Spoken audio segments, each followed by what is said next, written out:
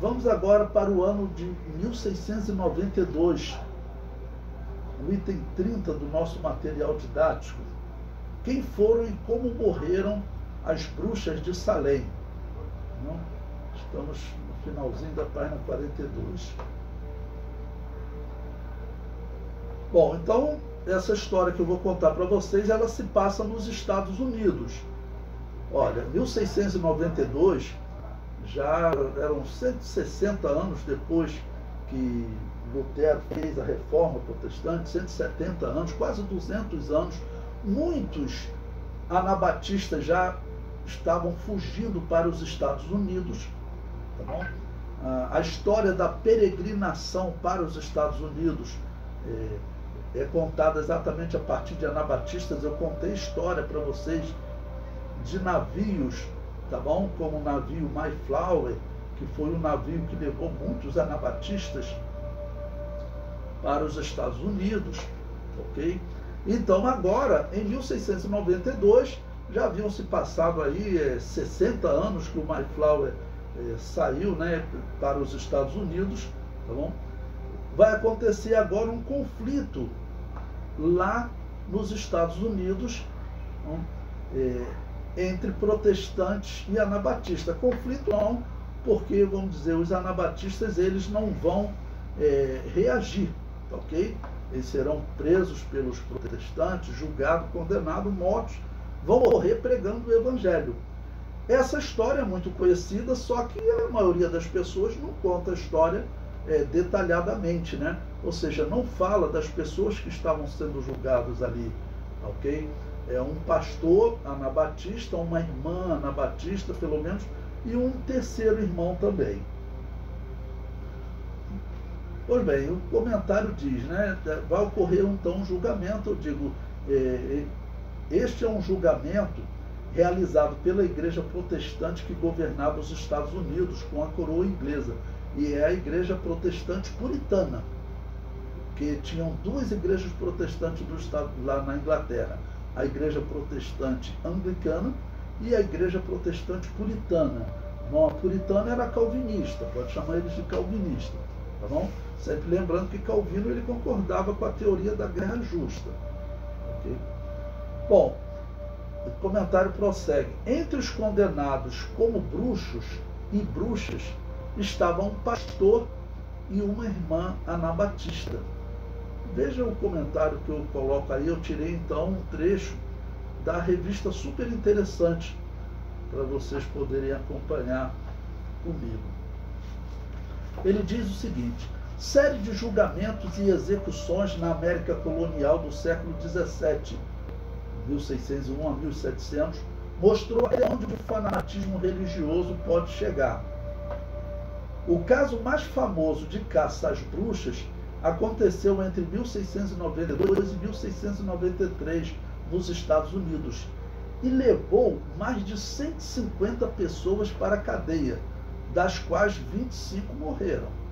Então, vocês vejam que os protestantes, no caso aqui os protestantes calvinistas, puritanos, eles vão seguir o mesmo método católico. O exemplo católico que eu tirei do livro, o livro dos Mártires de John Foxe, ok? Nós sabemos que o método católico era esse. Olha, quem confessar que adora demônio e se comprometer a não adorar mais, nós soltamos. Aí diversas pessoas confessavam e soltavam, né? Aquilo ali para a população ficava. Então existe realmente adoração aos demônios no reino de Deus? Não tinha nada. Tinham prendido lá bêbados, pessoas problemáticas, e as pessoas então falaram: tá bom, diz que eu adoro e me solta. Acontecia a mesma coisa aqui. Eles vão prender a primeira menina mesmo, é uma escrava, e eles vão falar com ela: olha, se você disser que adora o demônio, a gente faz uma purificação e te manda embora.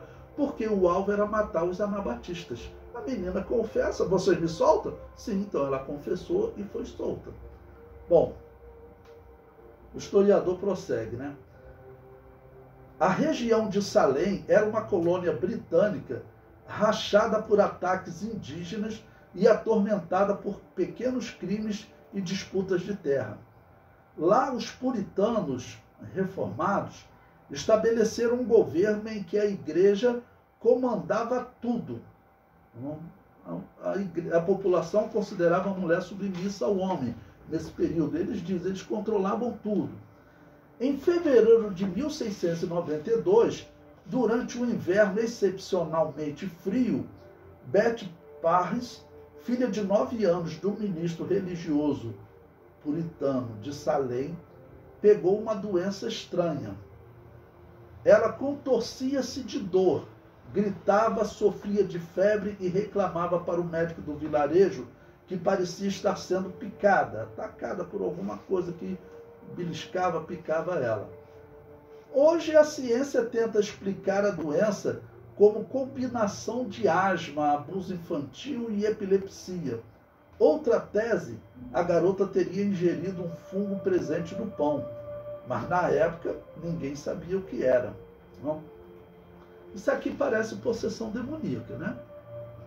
A filha do bispo protestante começou a ter possessão demoníaca, os demônios atacando ela. Não é impossível, eles queriam matar as igrejas anabatistas, que eles não conseguiram matar todas na Europa, algumas fugiram para as Américas, não? E as Américas, nesse período, está sob controle dos puritanos.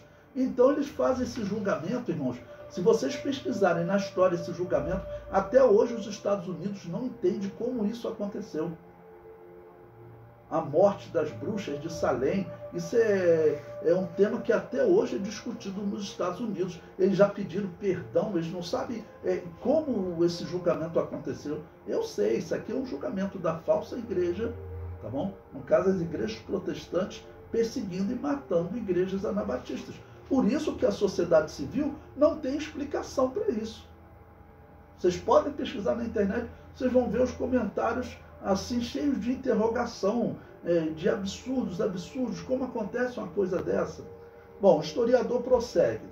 Número 3. Outras 6 garotas, incluindo uma prima de Beth, também desenvolveram os sintomas. Elas se contorciam em poses grotescas e diziam sentir mordidas e beliscadas no corpo. O médico William Griggs sugeriu que a origem do problema seria sobrenatural, ou seja, é demônio. A família ficou obcecada com a hipótese. Tá bom? Vamos dizer, dizendo isso, eles vão dizer, tem demônio, tem alguém adorando o demônio aqui na região. Então o propósito é esse, é perseguir então pessoas, e o alvo é matar Anabatista. A primeira julgada foi Bridget Bishop, com poucos amigos. Vejam o que esse historiador está dizendo. Essa moça, ela era uma escrava, uma pessoa que foi trazida para trabalhar naquela região, e ela é acusada. O resultado, eles vão falar para ela, ó, se você confessar, a gente te solta. Isso aí depois de tempos de prisão. Tá bom? Então ele prossegue. Com poucos amigos e cheia de conflitos com os vizinhos, era acusada perfeita. Além de ter sido delatada por bruxas, outras bruxas teriam confessado e dela, olha, eu confesso, você tem que delatar alguém. Aí delataram ela, né? Uma testemunha disse ter visto Bridget roubando ovos e se transformando em gato. A pena foi morte por enforcamento.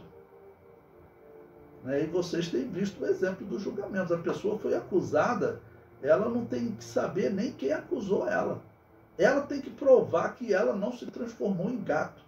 Era assim que a Inquisição fazia, tanto católica quanto protestante. Ela tinha que provar isso. Não, o teu argumento não é bom, não está provado, então a tua acusação vale que você vai morrer. Então foi enforcada. O comentário prossegue. Mais de 150 suspeitos foram presos. Houve 20 execuções, incluindo um homem esmagado por pedras. 2 cachorros também foram condenados à morte. Irmãos, isso aqui é um historiador da revista Super Interessante, que é uma revista boa. Às vezes, em termos religiosos, eles dão umas escorregadas terríveis, né, de interpretação de temas religiosos. Mas, em termos históricos, eles são muito confiáveis. E os livros realmente contam que eles acusaram até cachorros de bruxaria. Até cachorros foram condenados à morte, acusados de serem cúmplices das bruxas de Salem. Até uma menininha de 4 anos Sarah Good foi acusado pelas crianças. A pequena passou 8 meses na cadeia, irmãos. Olha o tempo que eles faziam para transformar a região numa região assim que ficava em pânico, porque eles chegavam aqueles inquisidores, os acusadores, iam prender pessoas e eles tinham o poder de matar mesmo. Né? O comentário prossegue. Eu comento. Juntamente com as bruxas de Salem, os reformados mataram um pastor anabatista congregacional chamado George Burroughs.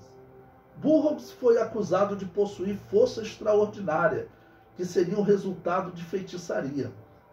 Burroughs era criticado por não entregar seus filhos para serem batizados, ou seja, não era de linha católica nem protestante.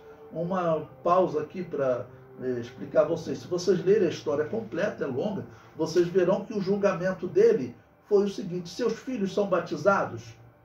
Aí ele falou, só o mais velho. Bastou isso, já falou, já está condenado. Por quê? Porque ele sabia que era anabatista, ou seja, não entregava as crianças para serem batizadas. O mais velho, porque ele tinha decidido, tinha escolhido se batizar. O comentário prossegue. Burroughs foi enforcado no dia 19 de agosto de 1692 pelas autoridades protestantes que organizaram a chacina das bruxas de Salem. Após a execução, o ministro protestante Cotton Mather defendeu a execução, argumentando que ele foi condenado em um tribunal. Qual tribunal? O tribunal condenou por ele não entregar os filhos dele para serem batizados. E, infelizmente, ele foi condenado em um tribunal protestante que seguia a prática católica de capturar, torturar e matar os que não aceitavam o batismo infantil. Mather falou também que Burroughs não era um pregador autorizado. Os anabatistas ou congregacionais não possuíam a autorização do governo protestante da Inglaterra para pregar o evangelho. Nesse período aqui, irmãos, eu estou chamando de anabatistas, tinham diversos grupos anabatistas que agora estão começando a se identificar. Alguns vão ficar identificados como congregacionais, vocês já devem ter visto igrejas congregacionais que existem até hoje. O seminário onde eu estudei, talvez um dos amigos que nós continuamos nos relacionando até hoje, né, o professor Mauro, ele era e é até hoje da igreja congregacional, é uma igreja cristã. Tá bom? Então, as igrejas batistas também, igrejas batistas quakers, então eu uso o termo anabatista sempre lembrando, para descrever todas essas igrejas que elas não aceitavam o batismo de recém-nascido e batizavam as pessoas que recebiam dos protestantes. Então, isso os protestantes chamavam de rebatismo e eles tinham um ódio tremendo a esses grupos, tá ok? Então essa perseguição está sendo organizada por conta disso. O comentário prossegue. Uma testemunha ocular da execução, Robert Califf, descreveu o evento em seu livro More Wonders of the Invisible World, Mais Maravilhas do Mundo Invisível. Veja o que ele diz. Burroughs foi carregado em uma carroça com os outros pelas ruas de Salem até a execução. Quando ele estava na escada, ele fez um discurso para o esclarecimento de sua inocência.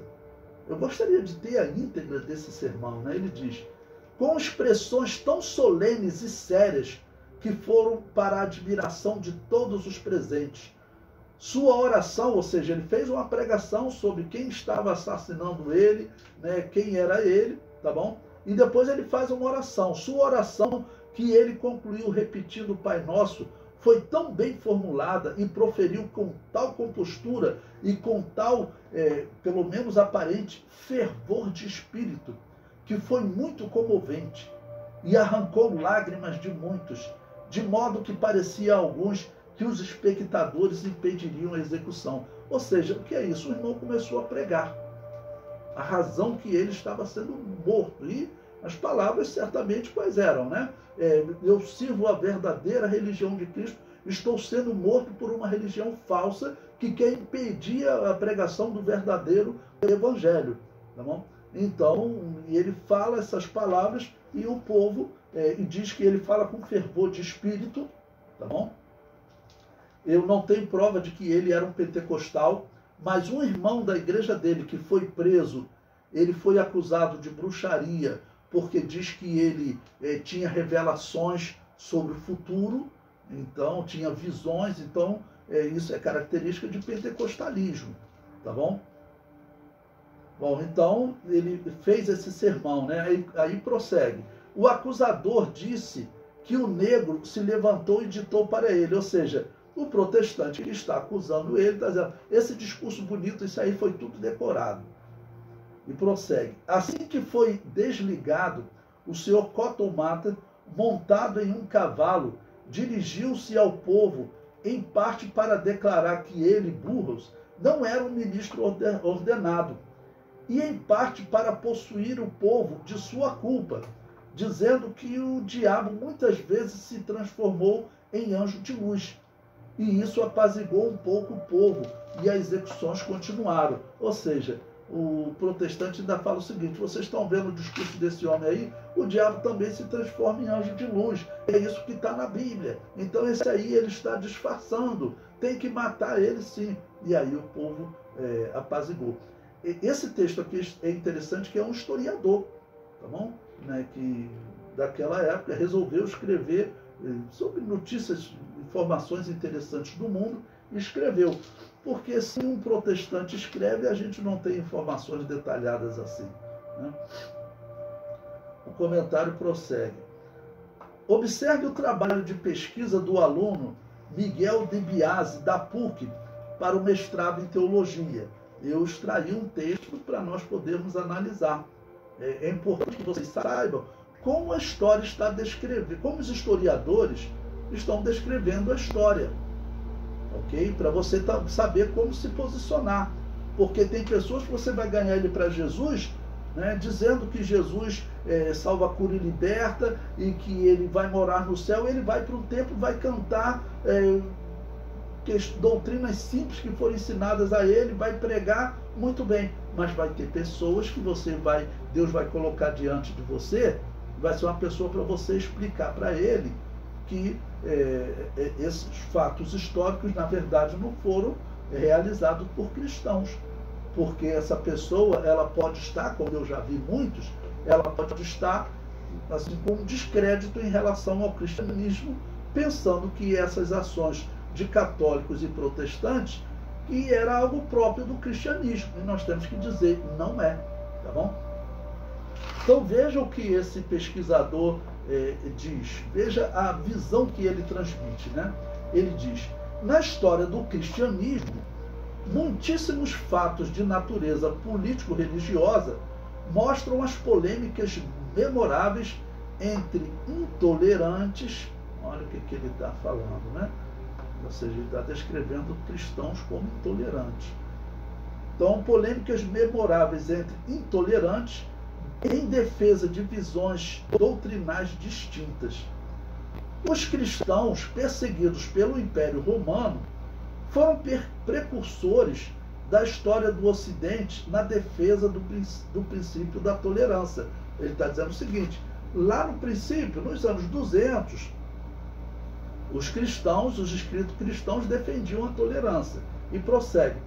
Passados alguns séculos, tendo a Igreja Católica unificado poder temporal e espiritual, poder temporal, ele faz referência ao poder civil, tá ok? Então ele está dizendo, a Igreja Católica unificou o poder civil e o poder religioso. Em nome desta unidade, torna-se intolerante diante da diversidade religiosa. O que eu tenho explicado para vocês? Não é que a Igreja de Jesus se torne intolerante. Surgiu uma falsa igreja que ela era e é intolerante. E o principal alvo dela, qual era? Eram as igrejas verdadeiras, igrejas que não aceitavam o batismo de recém-nascido. Tá bom? E prossegue. As guerras religiosas dos séculos XVI e XVII, entre católicos e protestantes, mostram que a atitude predominante foi a intolerância. e um movimento contrário à tolerância. Então ele está dizendo o seguinte: o padrão do cristianismo foi a intolerância. Isso não é verdade, porque o historiador pode olhar para esses momentos e ver que existem igrejas sendo mortas, igrejas que não pegavam em armas nem para se defender. Então, a intolerância não era a regra no cristianismo.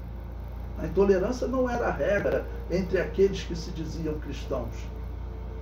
A intolerância era a regra entre os católicos e protestantes, mas entre os anabatistas não eram. Nós acabamos de estudar, tá bom? Um exemplo, tá bom? De cristãos sendo mortos pelos protestantes dos Estados Unidos. E o pastor, né, estamos estudando, né? E o pastor anabatista, ele foi para o lugar de morte pregando o evangelho, falando uma palavra que comoveu as pessoas, fazendo uma oração. Ele não pegou em armas contra os protestantes, ele não juntou a igreja dele para ir para um quebra-pau com os protestantes, não. Então existiam cristãos que não matavam, existiam cristãos que seguiam as palavras de Jesus: não resistais o ímpio, eu vos envio como ovelhas ao meio de lobo. Não resistir ao ímpio significa, se ele vier te prender, vá para um lugar de morte pregando o evangelho. Se ele vier te prender, você não, vou pegar em arma para, se ele me prender também, eu dar um prejuízo pelo menos na vida dele ou em outro. Não, isso não tem entre os cristãos. Mas o historiador, ele descreve e chega aqui nesse ponto, né? Ele diz que a atitude predominante foi a intolerância. E ainda enfatiza, né? Intolerância e um movimento contrário à tolerância. Ou seja, aqueles que defendiam a tolerância, eles eram ameaçados. Na Espanha teve um príncipe que ele foi morto, né, pelo próprio rei Filipe II. E por quê? Porque ele já tinha se mostrado contra os inquisidores. Ele já era conde, já com 15 anos, próximo dos 21 anos de idade. Os inquisidores, os jesuítas, e franciscanos e dominicanos se juntaram. Diz que eles inventaram um monte de mentira do príncipe. Está contado naquele livro, o livro dos mártires de John Fox. Ele diz que eles inventaram uma série de mentiras contra o príncipe. E aí o que aconteceu? O rei acabou acreditando que o príncipe, o seu filho, estava participando de uma rebelião contra o pai. E por que os jesuítas fizeram isso? Porque o moço jovem já tinha se mostrado contra a Inquisição. O pai mandou prender o moço, ele tinha saúde fraca, ele já tinha saúde fraca, ele acabou morrendo na cadeia. Então, era um padrão de intolerância entre católicos e protestantes. O ser humano natural, mesmo que não tenha religião, como esse jovem príncipe da Espanha, ok? É claro que ninguém vai concordar, vai considerar agradável aquele negócio de queimar pessoas, tá bom? Mas ele acabou perdendo até a vida contra a Inquisição. E também li para vocês histórias que os reis espanhóis tinham que estar lá, ouvindo até a dificuldade de respirar dos cristãos anabatistas sendo mortos pela Inquisição. É uma coisa terrível. Bom, o comentário do historiador prossegue. A intolerância entre as igrejas em questões de natureza doutrinal teológica provocou a ruptura da unidade cristã, unidade católica. Bom, aqui ele está falando de intolerância doutrinal. Intolerância doutrinal, isso é normal. Se tem heresia, eu não devo tolerar. Ok? O problema é a intolerância que leva a pessoa a fazer uma guerra física, né? Tá bom? Agora, eu não tolero essa heresia. Hoje é dia 2 de novembro, dia do culto aos mortos, né? Eu não tolero o culto aos mortos. Cristão, pessoa que se diz cristã e vai ao cemitério, não é cristão. Um exemplo, tá bom? O historiador prossegue. Os conflitos políticos religiosos foram agregando à história, olha, do cristianismo amargos acontecimentos pela dureza das relações intolerantes. Então ele está dizendo, olha, essa intolerância do cristianismo, ele está chamando de cristianismo, ele não chama de catolicismo, ele não chama de protestantismo. Então, isso que eu estou enfatizando para vocês. É importante nós mantermos um discurso separado. Nós sempre fomos separados desse tipo de atitude. A igreja que nós servimos é uma igreja que sempre esteve separada dessas coisas ruins. Tá bom? Católicos e protestantes é que praticavam essa intolerância. Tanto que eu já coloquei essa palavra aqui aonde? Num texto onde você tem anabatistas sendo mortos por protestantes. Para mostrar que a fala desse historiador está errada. Quando ele chama o cristianismo de intolerante. Ele tinha que chamar o catolicismo de intolerante, tinha que chamar o protestantismo de intolerante, tá bom? Mas não todo o cristianismo. O anabatismo não é intolerante. O comentário prossegue. A própria etimologia e significado de tolerância causaram desencontros entre os teóricos. Contudo, sua origem está ligada ao movimento por liberdade religiosa e de enfrentamento da intolerância. E acredite, irmãos, quem vai enfrentar essa intolerância católica e protestante são os homens que vão começar a se dizer ateus. Esse ponto aqui da história, nós vamos chegar agora no período que vai ficar conhecido como o século das luzes, o período iluminista, tá bom? O chamado século XVIII, que vai de 1701 até 1800, tá bom? Esse período, na história, os homens se diziam iluminados, e esses iluministas, eles vão começar a criticar fortemente o catolicismo e o protestantismo e essas violências deles, tá bom? Vão criticar fortemente e muitos vão realmente se apresentar, se tornar ateus, vão começar a se dizer ateus por conta dessas guerras católicas e protestantes. O ateísmo, irmãos, ele nasce por causa dos católicos e protestantes. Você pode investigar na história que você vai ver isso. Por exemplo, esse período que nós estamos estudando, teve um filósofo chamado John Locke, que ele chegou a escrever, nós vamos ver uma obra que ele escreveu sobre a intolerância dos cristãos. Ele fala assim, né? Tá bom? Então, até o ateísmo, eu digo que até o comunismo atual, ele é resultado dos católicos e protestantes. Por quê? O comunismo, ele diz, Karl Marx dizia que o cristianismo sempre esteve do lado dos ricos. O que é isso?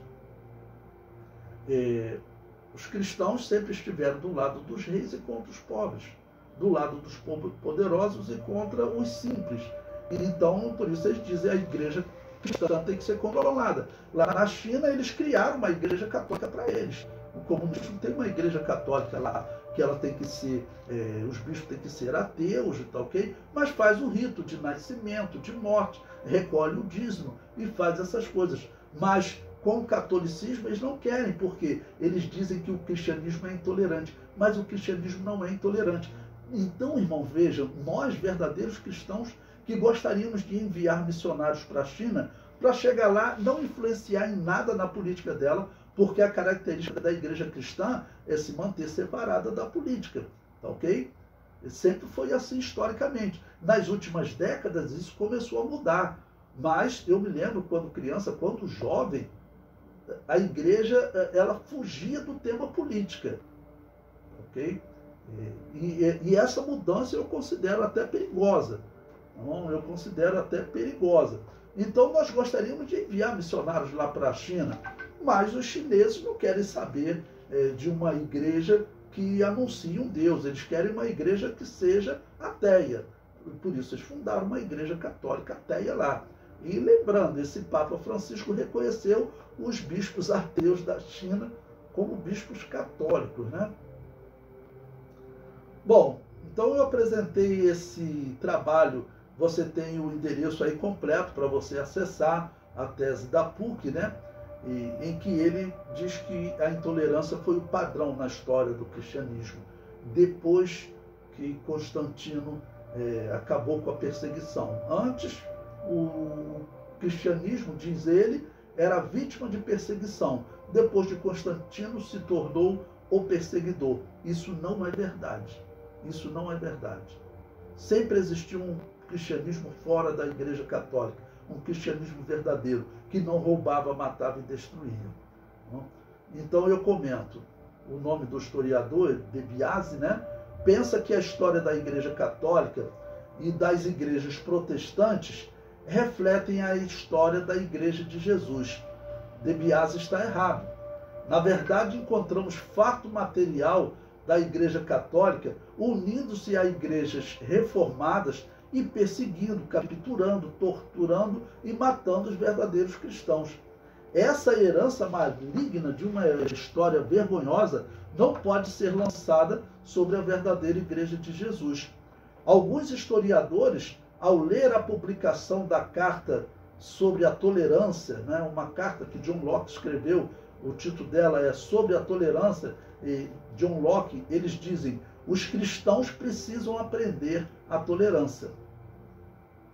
Ok? Por quê? Porque a carta de John Locke, ok, ela foi escrita em 1684, nessa época que nós estamos falando, e o tema dela, Carta sobre a Tolerância, ela acusa os cristãos de intolerantes. Irmãos, todos que vão estudar sociologia, filosofia, antropologia, história geral, todos eles passam por essa carta de John Locke. Você sabe que John Locke é um dos maiores pensadores desse período do iluminismo. Tá bom? Então você tem uma pessoa que ela fala o seguinte, John Locke no caso, né? Ele olha, os cristãos são intolerantes, ou seja, ele não conseguiu dividir católicos que se dizem cristãos são intolerantes, protestantes que se dizem cristãos são intolerantes, anabatistas que se dizem cristãos não são intolerantes. Ele não conseguiu fazer essa divisão. Tá bom? Então ele diz, os cristãos são intolerantes. E as pessoas dizem, né? Os cristãos precisam aprender a tolerância. E prossegue o comentário. Tratam os cristãos como intolerantes, quando na verdade algumas correntes que se dizem cristãs, né, católicos e protestantes, eram intolerantes. Está errado. Os católicos e reformados eram intolerantes e a história quer culpar o cristianismo.